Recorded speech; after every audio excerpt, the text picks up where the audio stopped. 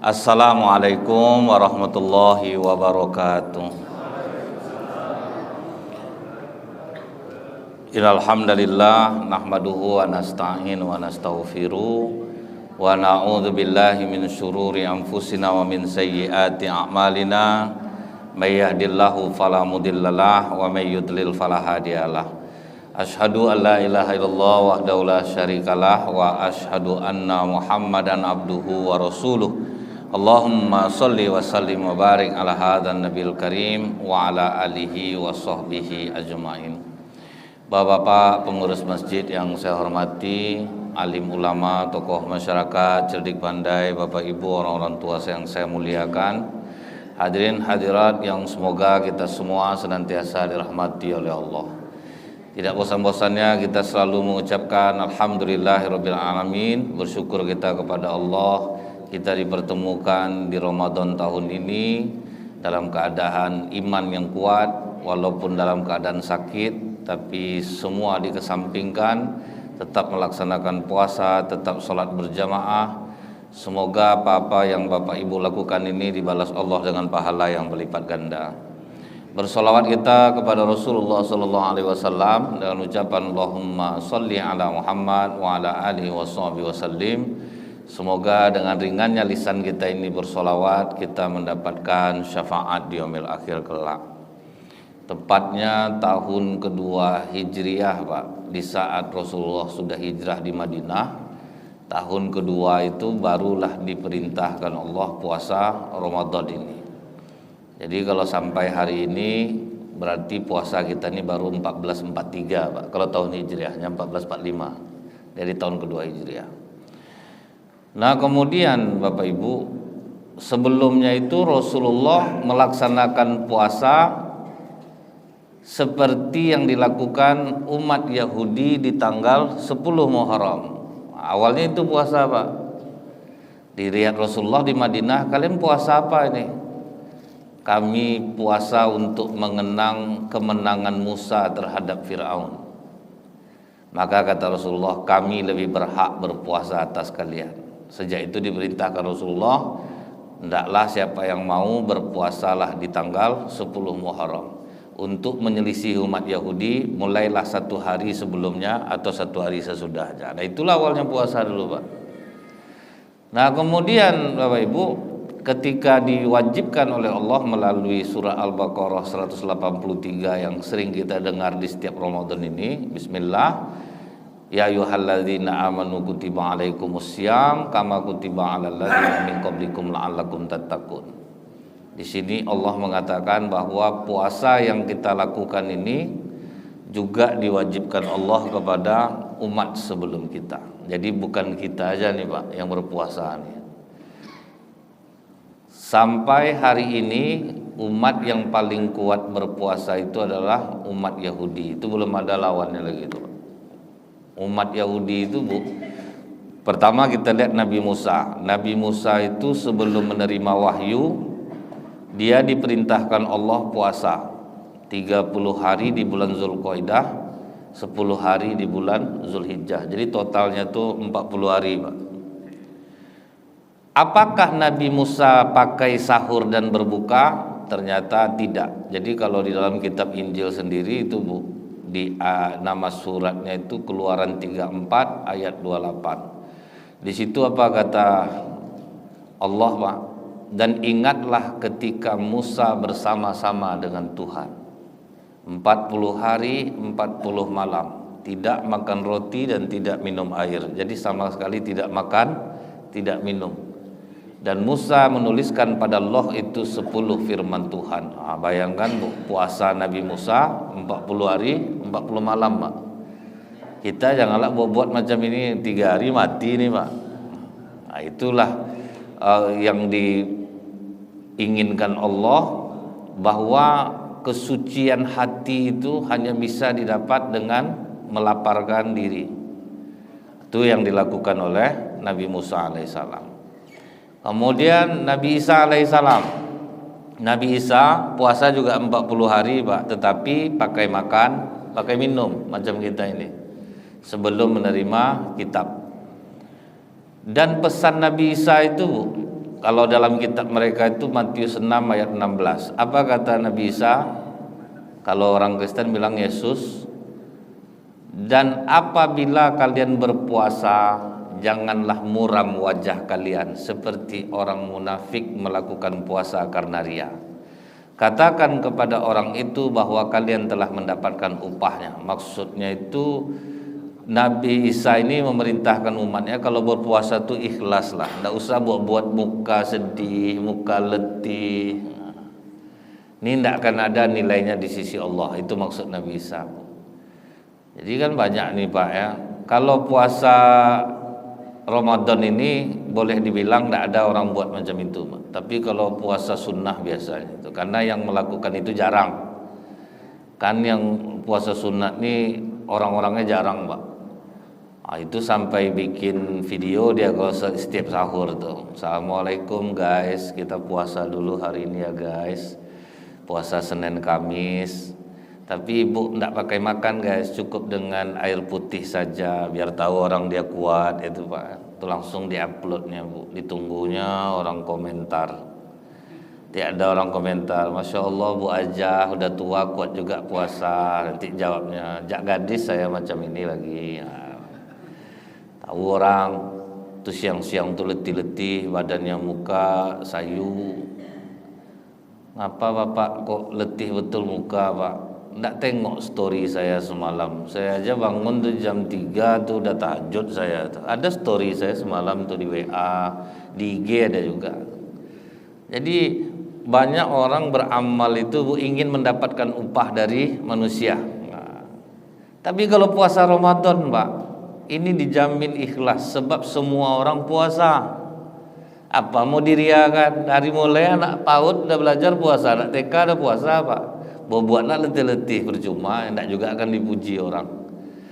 Nah, jadi Nabi Isa ini bagus nih Bu. Ini bisa juga peringatan juga untuk kita bahwa janganlah muram mukamu ketika berpuasa, harus cerah, harus ceria.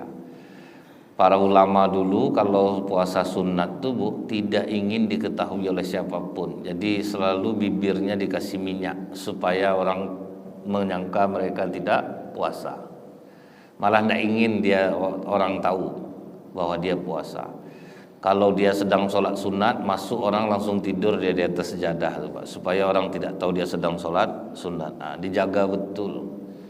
Begitu juga dengan bersedekah. Kalau kita ingat Ali bin Abi Thalib karamallahu wajhah, sewaktu dia menjadi khalifah Pak, hampir setiap pagi rumah-rumah orang miskin selalu ada makanan di pintu-pintunya. Dan tidak ada yang pernah tahu siapa yang ngasih makanan itu. Tapi mulai heran orang semenjak Ali meninggal tidak ada lagi makanan itu. Disitulah orang menduga-duga berarti selama ini Ali yang ngasih makan. Dikuatkan pula oleh orang yang memandikan jenazah Ali. Betul memang Ali. Ketika kami memandikan jenazahnya ada bekas merah kebiru-biruan di bahunya. Jadi bekas mengangkat karung makan. Wah, jadi ini yang dikatakan Allah, orang yang paling hebat sedekahnya itu Ibnu Adam yatasaddaqu biyamini an shimal fahuwa asyaddu minhu. Orang yang bersedekah dengan tangan kanannya, tangan kirinya tidak tahu. Tidak ada lagi makhlukku yang lebih hebat daripada itu. Nah, itu yang paling hebatnya itu Pak. Cuman apakah salah kalau kita melihatkan sedekah kita? Enggak pula salah. Yang penting tujuan kita ini melakukan kebaikan itu bisa untuk memotivasi orang lain supaya orang mau bersedekah. Cuman kebanyakan enggak bisa macam ini Pak. Nah, itu pula susahnya. Sedangkan udah buat hamba Allah aja belum bisa kita ikhlas. Kadang asal masuk masjid tertengok juga papan tuh Pak, tersebut juga asal yang hamba Allah tuh saya tuh. Cuman kata Ustadz nggak usah tulis nama lagi, itu tetap juga orang tahu Pak kan. Susah Pak. Nah makanya umat kita ini sebetulnya mulai harus dibiasakan seperti itu di masjid. Pokoknya masjid tanpa donatur tapi uang infaknya besar, itu tuh Pak. Setahu saya cuma satu masjidnya baru di Indonesia, itu Masjid Jogokarian, Pak. Nah, Masjid Jogokarian tidak ada donatur, tidak ada menulis nama. Kemudian tetap ada kotak, silahkan isi berapapun mau diisi. Kemudian uangnya langsung digunakan. Di situ mungkin cocok, Pak. Di Pekanbaru ini usah hilang duit itu, Pak. Payah. Kalau enggak pakai nama itu lenyap, Pak. Sedangkan udah pakai namanya, Bu, kadang pas pengalihan pengurus fisik uang tuh enggak ada lagi, Pak. Diumumkan ada jumlah uang sekian, tapi pas serah terima duitnya enggak ada lagi. Itu pula ngeri ya, Bu. Orang kan kadang kalau soal agama taat, Pak. Kalau duit infak lewat juga kadang-kadang, Pak. Memang ngeri, Bu.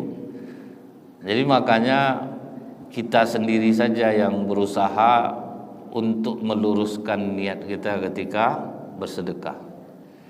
Mau kadang kan ada cari hati ke hati itu, Pak. Ya dari ibu apa sekian, ya bu sekian.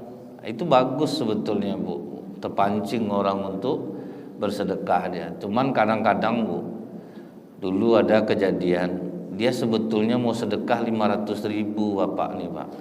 Dari Pak Tejo berapa? Nama Bapak tuh anggaplah Tejo. 5, alhamdulillah 5 juta dari Pak. Tentu diam Pak Tejo tuh sudah bilang 5. Niatnya 500, Pak. Ayah ngomongkan 5 juta, Bu. Pemenung Bapak tuh sebulan Ramadan tuh, Pak. Memang dikasih ya juga 5 juta, tapi agak pemenung, pendiam.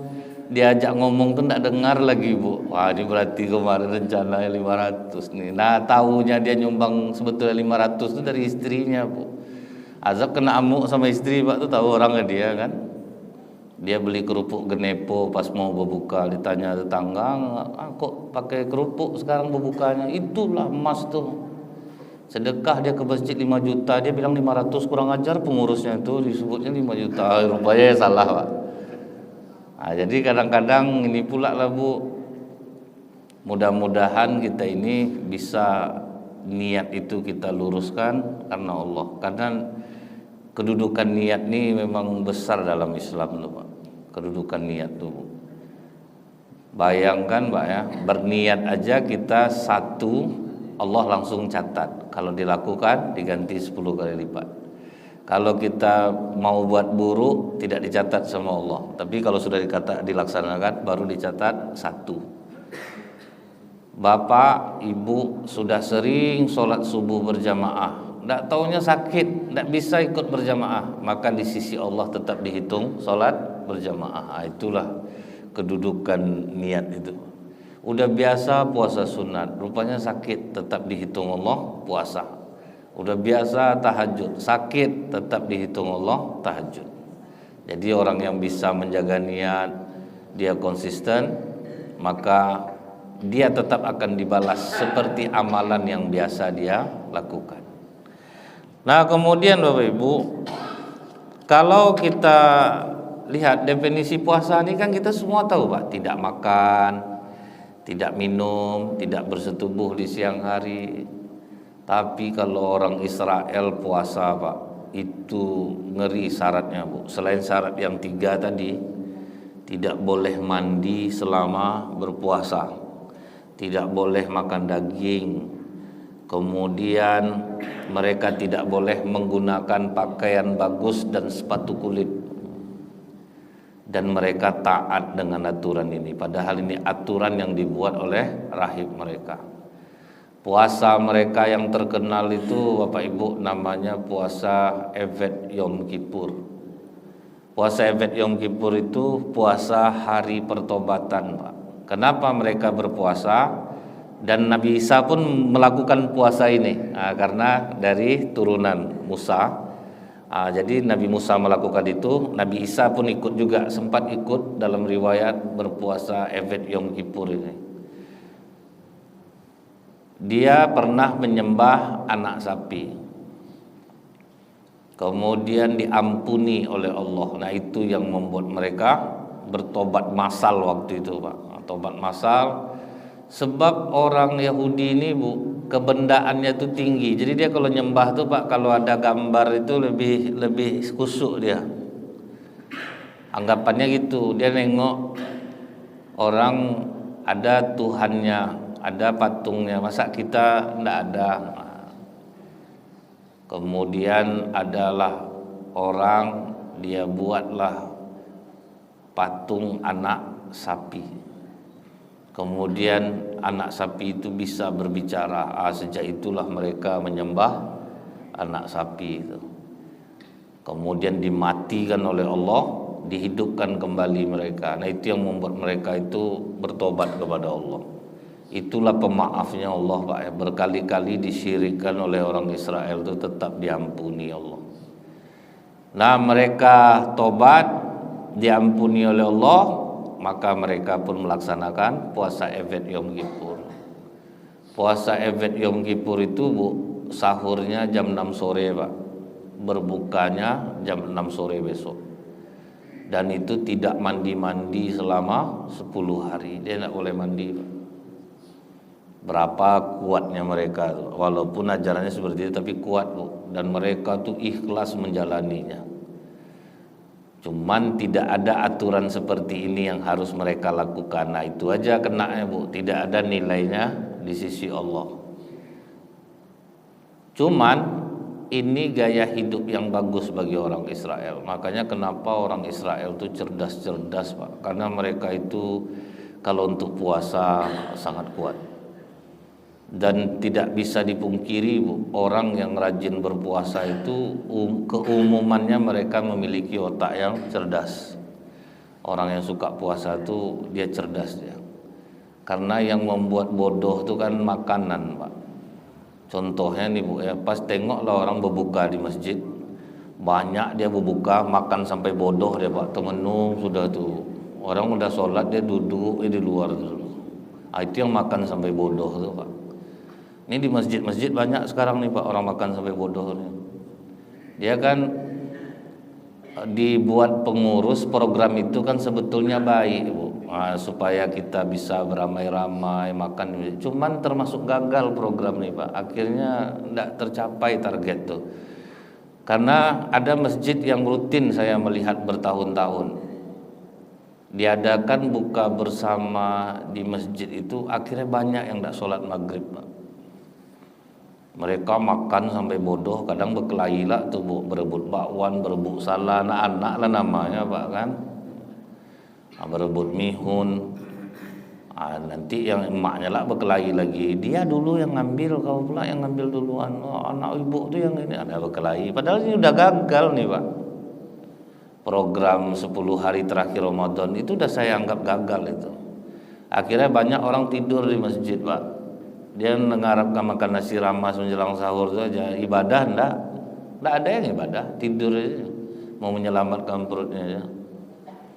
Itu di mana-mana masjid, Bu, termasuk Masjid Al-Falah Darul Muttaqin, masjid-masjid besar ini Pekanbaru ini masalah itu tuh, Pak.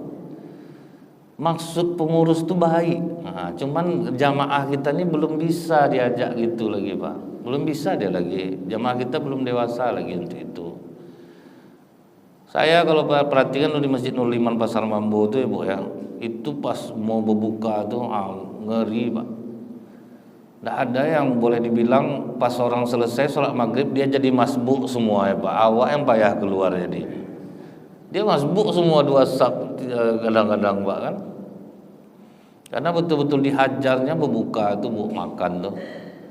Risoles, salad, pastel, diisi semua, Pak.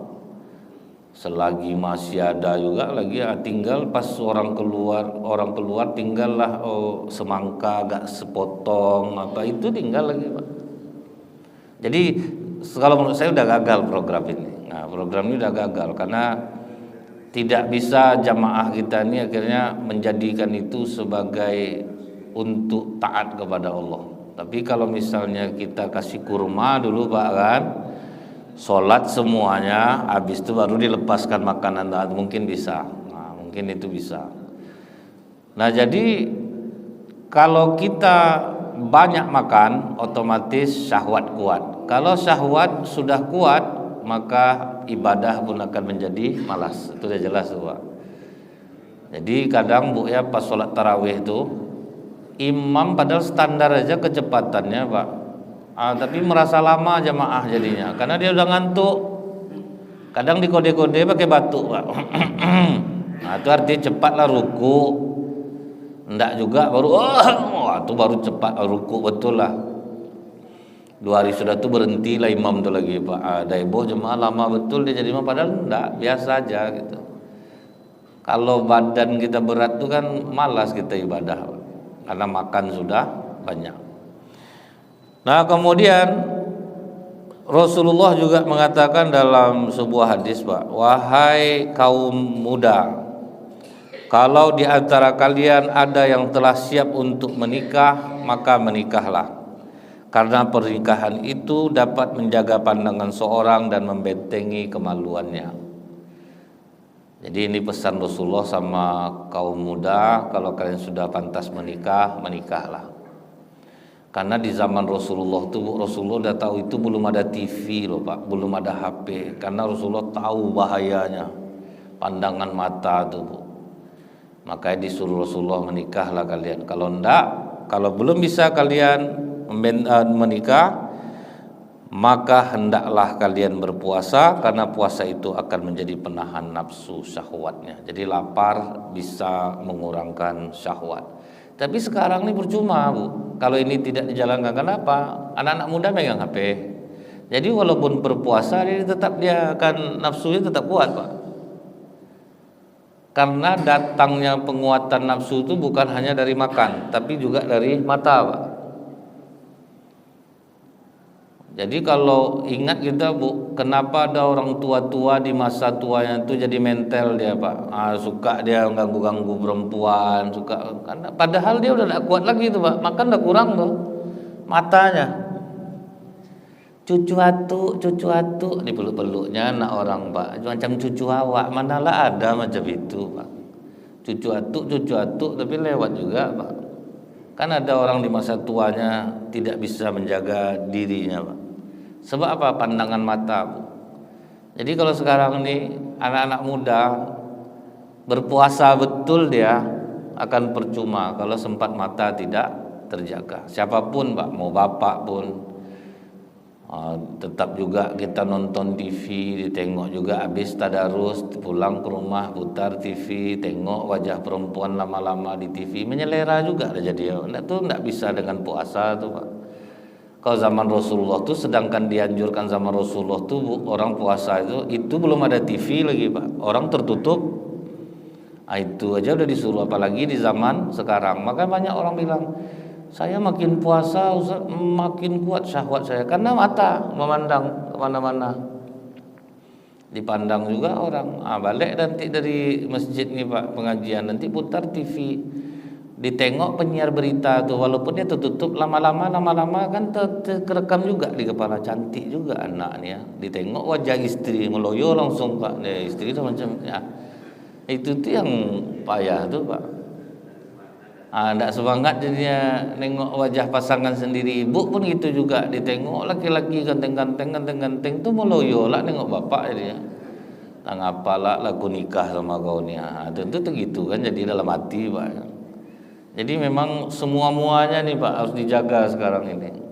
Jadi anak-anak muda pun, saya dalam masjid kan banyak pakai wifi, Pak. Saya ngaji kemarin di suatu masjid. Awalnya senang saya, Pak, banyak anak muda di atas loteng tuh nih, rajin anak muda sini. Saya sangka baca Quran, Bu, tapi nengok gini-gini miring-miring, rupa main game, Pak. Anggapan saya dia gini megang HP itu baca Quran gitu. Rupa main game, Bu. Gini-gini badannya kan. Oh, ini main game, malah main game online dia di masjid tuh. Inilah susahnya, Pak. Memang kemajuan teknologi itu bagus, Bu. Cuman kita aja ngira-ngira lagi. Ini masanya kita karantina, Pak. Berlaku dari terbit fajar sampai terbenam matahari selama bulan Ramadan, dijaga semuanya tuh, Pak.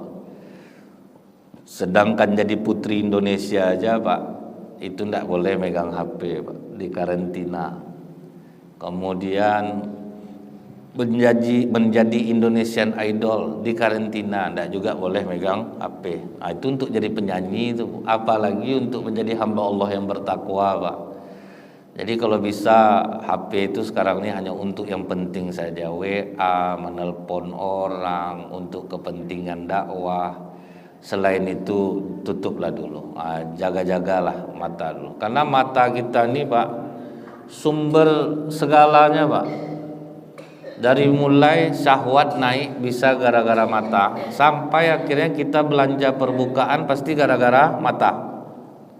Rencana tidak membeli apa-apa Pak, coba Bapak keluar sore, Ibu keluar sore, rencana tidak ada belanja apa-apa nih Pak. Terbeli juga akhirnya lote, salah, bakwan, padahal tidak ada rencana beli nih. Dan itu setiap hari berlebih-lebih di rumah, banyak yang tidak makan. Tapi kita beli terus. Nah, itulah gara-gara mata. Jalan ke mall, rencana tidak beli apa-apa, Bu. Tertengok ini, tertengok diskon, akhirnya terbeli juga. Jadi mata ini memang harus hati-hati deh. Jadi bukan hanya diisi di perut yang membuat syahwat kuat, mata pun bisa membuat syahwat kita kuat. Kemudian Ibnu Umar meriwayatkan Rasulullah SAW bersabda, Islam itu dibangun atas 5 hal. Jadi yang 5 ini Pak, tidak boleh ditinggalkan satu diantaranya. Yang pertama bersyahadat. Nah, ini umum kita tahu nih Pak. Tapi tuntutan syahadat itu besar Bu. Walaupun badan kalian terpotong-potong, kata Rasulullah, jangan pernah kalian berubah. Berat syahadat itu. Kita jangankan terpotong-potong lagi Bu, kena ancam orang aja udah berubah kita tuh Pak. Memang berat tuntutan syahadat. Kalau kita lihat di zaman Rasulullah itu Bu ya, yang namanya Sumayyah binti Kabab itu perempuan Bu. Begitu dia sudah memilih Islam, dia bersyahadat, berapapun disiksa oleh Abu Jahal, tidak ada sedikit pun dia berpindah. Sampai capek Algojo mencambuk dia Pak, tidak berubah. Akhirnya macam mana cara membunuhnya Bu? Tombak dimasukkan ke kemaluannya Pak, sampai tembus ke tengkuknya. Sama sekali dia tidak berubah. Nah, itulah kalau orang sudah tauhid menghujam ke dalam hati. Ini yang saya ceritakan kemarin. Ini kena janji-janji manis apa? Saya kasihan Bu ya. Tahun kemarin tuh anggota-anggota dewan yang ke majelis taklim loh Pak. Iba saya nengoknya Pak. Ibu-ibu mau mendukung saya, mau. Itu 2 minggu kemudian masuklah partai lain. Ibu-ibu mendukung, mau. Kasihan saya Pak. Habis kena PHP sama ibu-ibu tuh Pak. Saya kan ada 2 kali masuk Bu, setiap Rabu di satu masjid. Kena duit aja udah goyang orang Pak. Saya di depan duduk menghadap ke ibu-ibu. Setelah itu ada anggota dewan ini, dia mau maju lagi. Habis itu diumumkannya, ibu-ibu, saya insya Allah maju tahun depan. Saya mohon dukungan ibu-ibu. Tapi saya kemari tidak kosong ya ibu-ibu. Saya membawa kenang-kenangan. Itu tadi ada udah dicatat namanya. Bu Emma udah dicatat semua Bu Emma. Udah. Ya, nama koordinatornya Bu Emma tuh Pak. Itu ada beras 5 kilo, telur 1 papan, minyak goreng 2 liter. Mohon diterima ya Bu. Ya, Ibu sudi memilih saya, mau ajarkan kami Bu cara mencoblosnya. Kalau senanglah hati Ibu tuh ngajarkan ya Bu. Hari Rabu ganjil berikutnya saya masuk lagi Pak. Ada anggota dewan lagi yang lain Bu. Ibu-ibu, saya akan maju tahun depan. Ibu-ibu semua sudah punya seragam? Belum. Bu Emi ada dicatat nama ibu-ibunya. Ini Bu Emi lah lagi Pak. Udah Bu. Dicatat. Itu ada bahan seragam ya ibu-ibu, silahkan dijahit. Itu sudah ditunjuk penjahitnya, nanti saya yang bayar. Dan bukan itu saja ibu-ibu, saya juga membawa sembako. Itu sudah ada di mobil tuh, nanti diturunkan. Dedi turunkan Ded. Dedi lah Bu, nama sopirnya Pak kan, turun Dedi. Turunkan Ded. Turun. Dan ini maaf ibu-ibu, bukan saya bermaksud ingin merendahkan ibu-ibu. Saya juga ada untuk masing-masing orang 250.000. Mohon diterima ibu-ibu. Apakah ibu-ibu mau mendukung saya? Iya Bu, kami dukung ibu.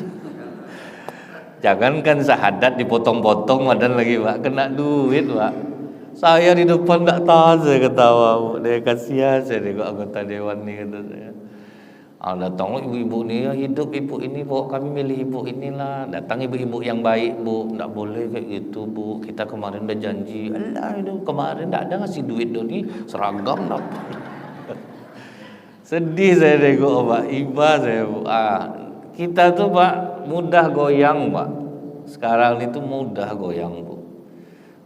Jadi mempertahankan syahadat itu berat Pak. Di semua lini kehidupan, tidak boleh ngolah orang, tidak boleh nipu orang. Kalau sudah bersaksi tiada Tuhan selain Allah ini, kita bulan puasa yang nipu masih juga.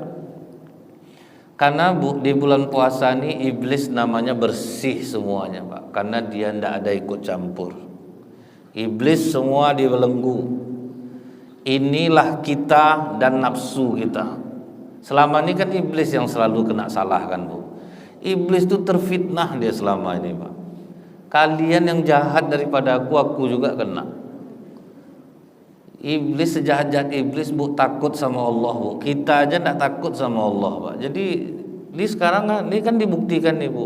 Dia dibelenggu semuanya. Dia tidak ikut campur lagi nih Pak. Makanya keinginan kita ibadah tinggi. Aneh kan di bulan Ramadan inilah kita nampak orang berduyun-duyun. Nah itu kalau iblis dibelenggu tuh Bu ya. Berduyun-duyun orang ke masjid. Yang melemahkannya apa Bu? Mata dengan perut makan. Itu yang membuat orang sepi di 20 hari besok tuh karena makan, karena mata. Udah banyak mata yang tertengok pakaian, inilah itulah. Nah, itu yang membuat melemah jadinya. Nah kemudian Pak, kita ingat apa kata Rasulullah waktu pulang dari perang Badar. Perang Badar itu Pak perang besar. Itulah penentuan Islam akan terus lanjut atau punah. Itulah perang Badar itu Pak.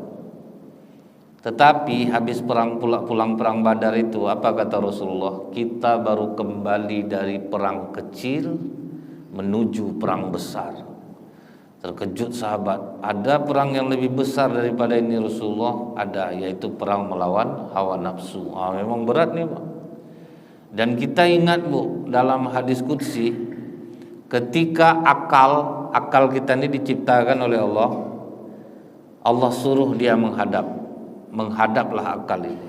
Ditanya oleh Allah, siapa engkau dan siapa aku? Kata akal kita ini, engkau adalah Tuhanku, aku adalah hambamu. Jadi akal kita ini baik Pak, dia penurut Bu. Kalau akal kita ini dia penurut, disuruh baik dia mau baik. Tapi ketika nafsu ditanya oleh Allah, disuruh nafsu menghadap, siapa engkau dan siapa aku? Jawaban nafsu apa Bu? Aku, kau. Melawan Pak. Dibakar oleh Allah 1000 tahun Bu. Udah dibakar dia, diangkat lagi. Siapa engkau dan siapa aku? Masih juga melawan Pak. Aku, kau. Akhirnya dilaparkan dia oleh Allah. Setelah dilaparkan baru nyerah dia Pak. Aku adalah hambamu, engkau adalah Tuhanku. Makanya kita laparnya jadi baik kita jadinya Pak. Inilah untuk mengekang hawa nafsu. Cobalah Bu siang-siang, tidak ada orang bergunjing di masjid karena perut lapar Pak. Kak udah tahu kakak suami saya nanti aja lah letih betul lah haus. Cerita orang di masjid deh, angin banari koyoni oyo. Cerita cuaca Pak, tidak ada ceritakan orang Pak. Baik orang kalau belum puasa nih Pak. Tapi kalau udah berbuka Bu, lepas semua. Pas tadarus tuh sempat menceritakan jan Bali kue deket siapa kareh. Sambil nunggu dia ngaji itu Pak, mik udah jelas hidup di luar Pak. Kerupuk bawangnya patah gigi lagi tahu. Karena kalau udah perut berisi itu kan semangat Bu. Kalau dia masih kosong Pak, aman ya. Mana ada orang mau jadi cerita Bu, kalau pas siang tuh letih. Itulah kalau nafsu ini dia dikekang. Jadi dia memang melawannya. Nah makanya bulan puasa ini Pak itu murni. Siapapun yang jahat di bulan Ramadan itu murni diri dia sendiri, tidak ada godaan iblis di sana. Itulah asli kita. Mana yang jahat, mana yang apa, itulah nampak di bulan puasa. Jadi syahadat itu Pak betul-betul kalau sempat kita ini betul-betul bersyahadat Bu, tidak bisa miring-miring kita Pak. Mau dipengaruhi seperti apapun, dia Bu yang akan mempengaruhi syahadat kita itu bila ditawari jabatan, kemudian bila ditawari uang, dekat dengan penguasa, itu tuh payah tuh Pak. Misalnya gini Bu, kami ustadz-ustadz nih dekat misalnya sama penguasa. Sebetulnya Bu, dekat sama penguasa itu tidak masalah ketika kita menasehati, itu boleh Pak. Tapi kalau dekat sama dia kemudian dia kasih bantuan kita terima, otomatis mulut terkunci Pak. Tidak bisa Bu. Misal saya kasih gubernur saya duit 100 juta ini untuk ustadz, saya terimalah walaupun pakai basa-basi, apa nih Pak, tidak usah lagi ya. Kan 3 kalinya Pak nolak itu kan terima juga. Syukur aja lah tidak ada dikasih. Sempat ngasih payah juga nolak itu Pak, banyak tuh Pak. Memang di basa-basi itu pasti ada gitu ya, tapi pasti diterima. Syukurnya Pak tidak ada Bu. Kalau ada panik juga saya nih, macam mana cara ngelak itu Pak ya, banyak tuh. Udah dikasih duit Bu, sudah tuh saya mau menasehati dia, sanggup atau enggak Pak? Enggak akan sanggup, kurang ajar saya tuh. Udah dibantu orang tuh, orang digitukan. Nah, pasti itu anggapannya Pak kan. Makanya Bu, ulama dahulu pernah ada gubernur datang ke Mekah, disuruhnya coba cari ulama lah, aku mau bertanya. Bertanyalah dia sama ulama nih Bu. Ulama ini menjawab dengan lembut, Anda tidak salah Pak Gubernur, apa yang Anda lakukan benar. Kata gubernur nih, kasih dia uang. Dikasihlah uang. Aku bukan membutuhkan ulama seperti ini, karena rata-rata ulama itu pasti ya tidak apa-apa Pak, tidak apa-apa. Sekali dapat seorang ulama Bu, datanglah utusan gubernur ke rumahnya. Kau dipanggil gubernur, suruh dia yang datang kepadaku, aku tidak butuh dia. Satu ini baru heran gubernur tuh Bu, ini berarti nih aku orang macam ini yang aku butuh. Masuk dia ke rumah orang tuh Bu ya, kemudian dimatikan sama tuan rumah nih lampu. Akhirnya meraba-raba gubernur tuh, terpegang tangan dia, dipegangnya tangan gubernur tuh. Halusnya tangan kau nih lagi, besok di neraka kau akan merasakan bagaimana penderitaan rakyat. Wah, baru terkejut gubernur. Apakah kau ada kebutuhan yang harus kupenuhi? Tidak perlu, aku udah dikasih Allah kekayaan, keluar aja lah dari rumah. Wah, itu baru terkejut orang Pak. Kalau ndak itu Bu ya, ulama-ulama ini macam di Pekanbaru ini kan susah Pak. Rata-rata dikasih jabatan, ustadznya dikasih uang, udah senyap gitu Pak. Habis, yang salah pun jadi betul jadi. Untung saya enggak di situ. Kalau di situ masuk juga nih Pak, yakin saya nih. Misal saya habis ngomong ini Bu ya, jangan dekat dengan penguasa. Tahu-tahu datang utusan gubernur sama Ustaz tadi, Ustaz ceramah subuh Masjid Rahmat, nampak kami di Facebook. Iya, itulah betul juga kata Bapak tuh, ini rencana Ustaz apa rumah udah ada. Kalau belum ada mau dibangunkan, ya. Tapi tolong tidak usah macam itu ceramahnya. Besok berubah Pak. Jadi kalau Bapak nampak saya berubah berarti tidak dapat saya itu. Pak ya Bu.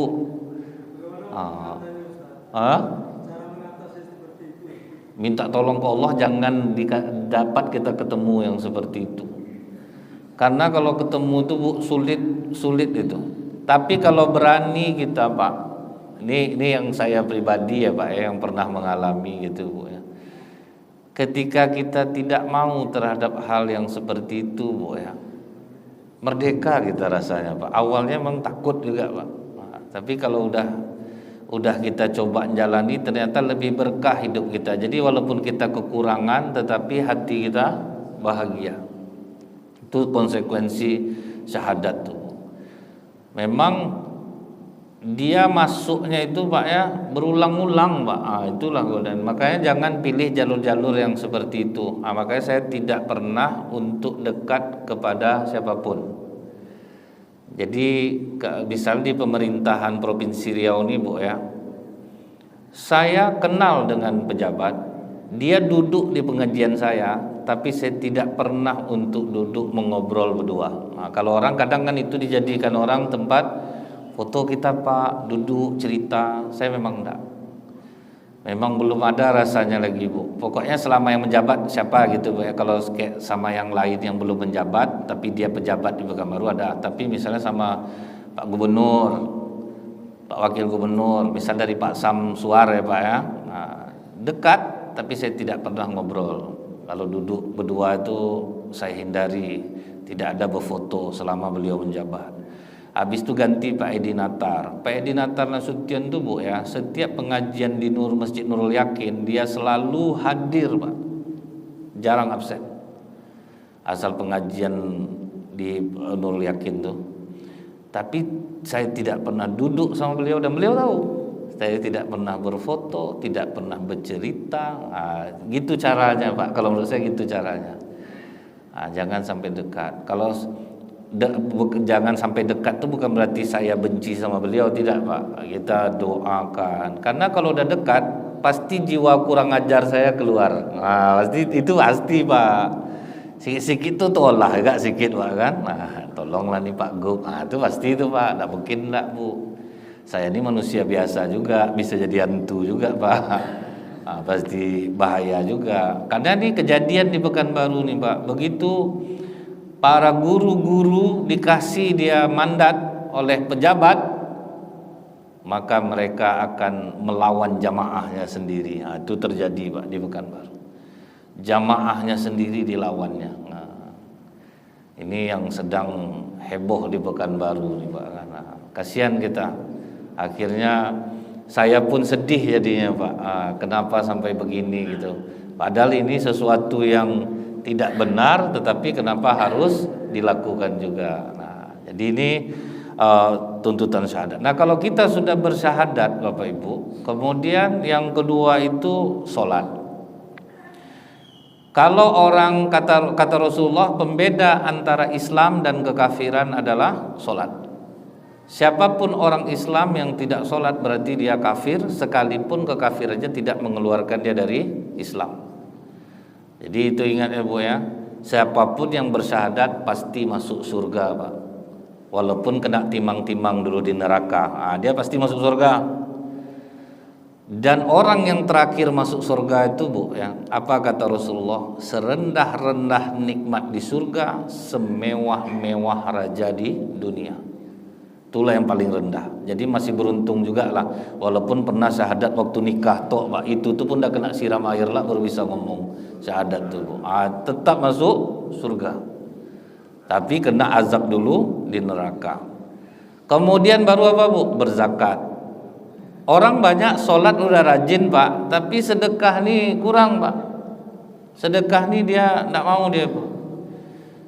Masjid Rahmat ini termasuk dermawannya tinggi lah kalau untuk Pekanbaru Pak. Pengajian selalu, siapapun yang masuk minta sumbangan ke masjid ini kan macam-macam nih yang masuk nih Pak ya. Ada yang dari Palestina, ada yang dari apa, semua dibantu. Pengajian tiap hari bukan sedikit biayanya nih Pak, besar nih Pak. Ini bukti kedermawanan itu Bu. Karena udah sering ngaji, merasakan dampak ke dalam jiwa, akhirnya tidak ada takut lagi untuk menyumbang, dermawan. Kemudian baru kita puasa. Banyak orang Bu puasa rajin, sholat enggak Pak. Puasanya udah bagus nih, sembahyang enggak mau. Dia saya tanya ngapa enggak sembahyang, kan kotaknya beda tuh Ustaz, kotak sholat beda, dialah emang beda-beda kotak. Dibagi-baginya lah tuh.